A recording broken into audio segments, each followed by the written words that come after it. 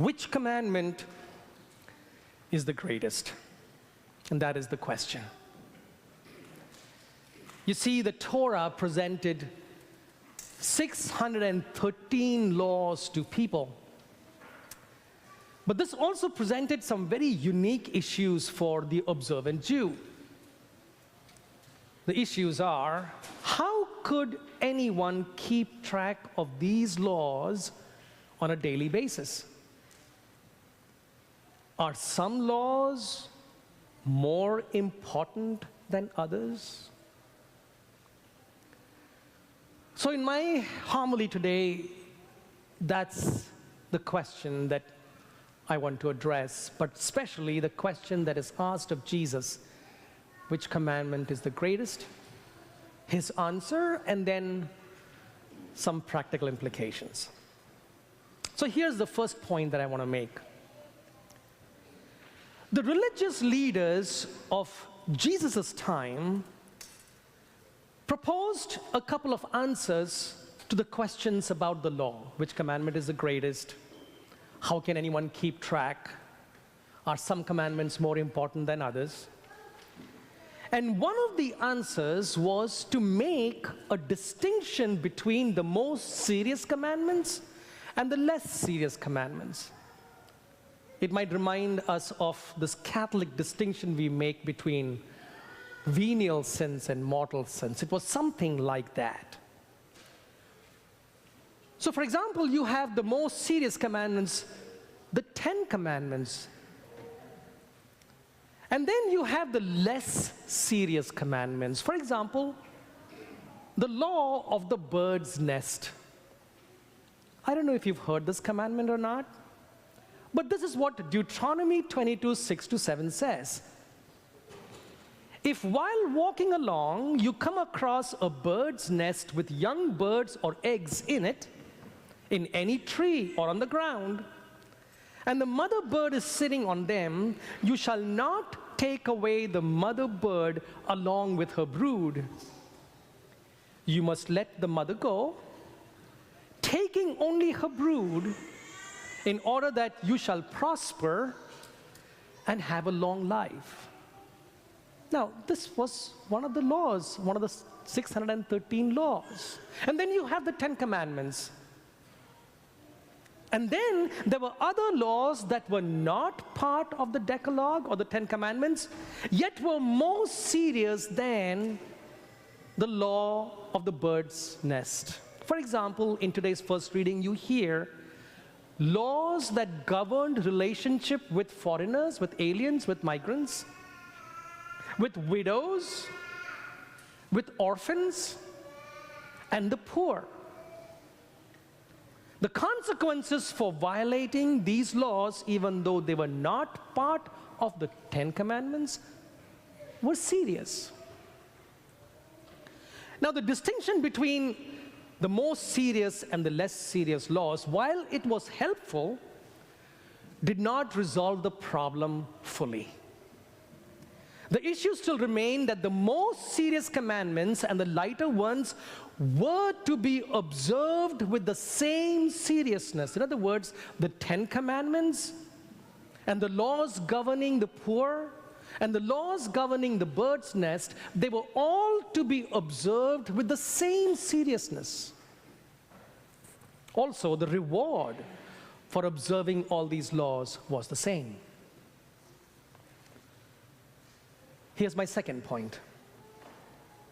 In my second point, I want to talk about the second solution that the scholars of the law proposed to the question, which commandment is the greatest? The second solution was summary statements that scholars of the law gave. We might call it jurisprudence kind of in our context, but this whole issue of summary statements. For example, Hillel, the renowned Jewish scholar and sage, gave this summary statement. He said, "What is hateful to you, do not do to your neighbor. That is the whole Torah, while the rest is commentary on it. Go and learn." So he's giving a summary statement, and he says, the entire law depends on this. Go and learn.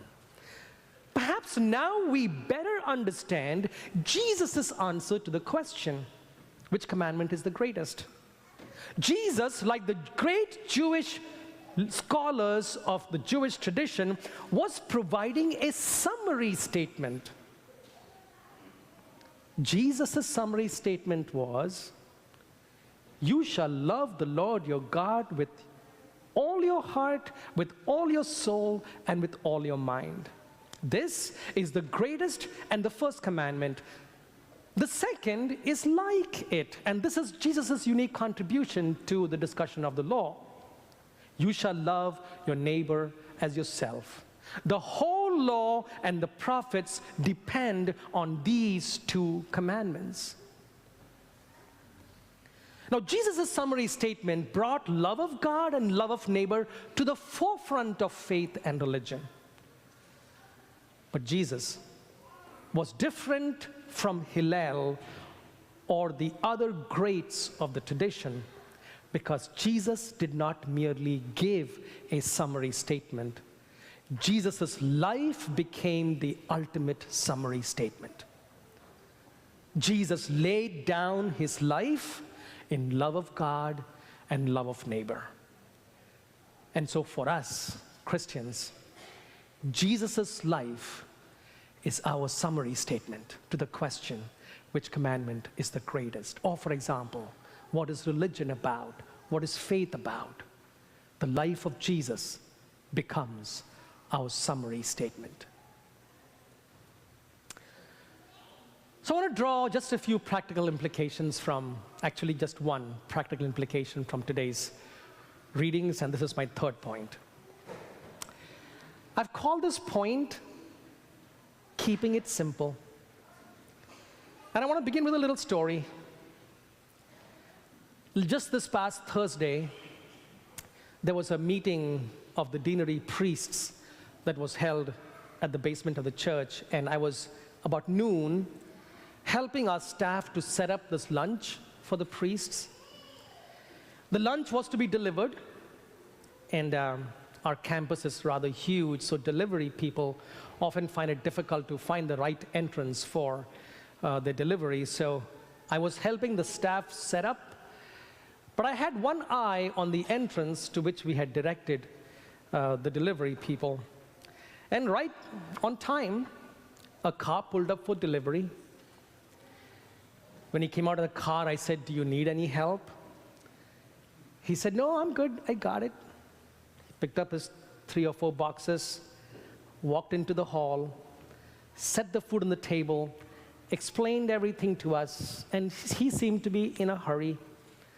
So he said, "Okay, have a good day, enjoy your lunch," and walked away. Now, I knew that most probably a decent tip was included for the delivery person in the order. Generally, we tip people very generously. But something told me he was really nice, he was really good, I think you should tip him. So he was getting into his car, about to walk away, so I ran after him and I said, "You know what, you've been great, here's another little tip."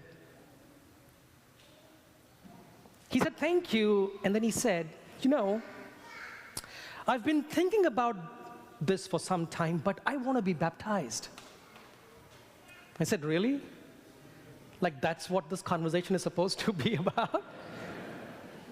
I said, "Okay, well, I can help you with that." And I cautioned him, "Now, you know that this is a Catholic church, right? You're talking about Catholic?" And he said, "Yeah, but it's Jesus Christ, right?" Yeah. So I took his number, and the next day I called him and invited him to be part of the RCIA program. Now, I know Nicholas came to the program this morning. I don't know if he's in church or not right now, but he came this morning for the program. But as he drove away that day, I wondered about that opportunity and moment I could have lost if I didn't show him that I care. Had I not given him that tip, this conversation wouldn't have happened. And the lesson that I learn is, Small acts of kindness go a long way. Folks, faith and religion are complex realities.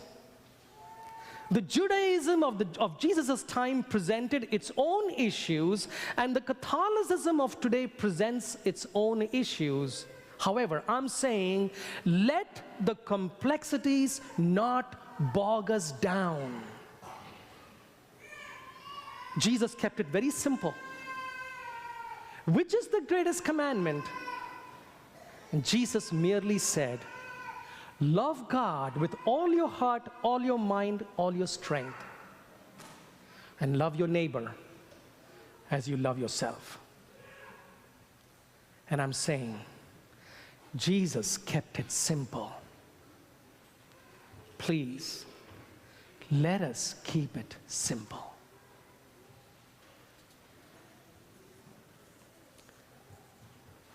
The Eucharist is a celebration of love of God and love of neighbor.